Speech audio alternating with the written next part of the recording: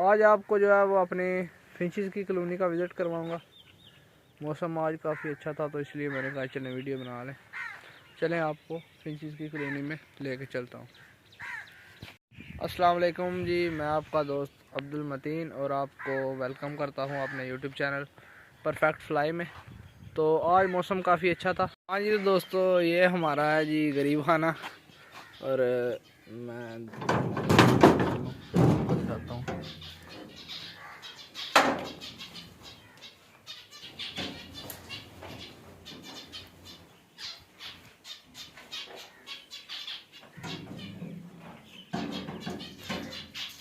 अगले दिन भी फिंचेस उड़ गई थी तो थोड़ी एहतियात ही करूँगा।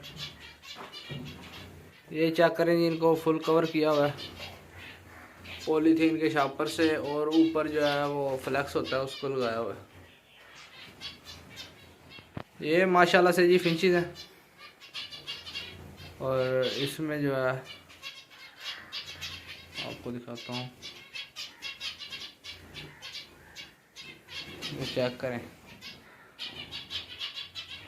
इसमें शायद पता नहीं बच्चे बीच में ही हों या निकल गए हों, अब देखते हैं। नहीं, सारे बच्चे बाहर निकल गए हैं, उड़ गए हैं सारे।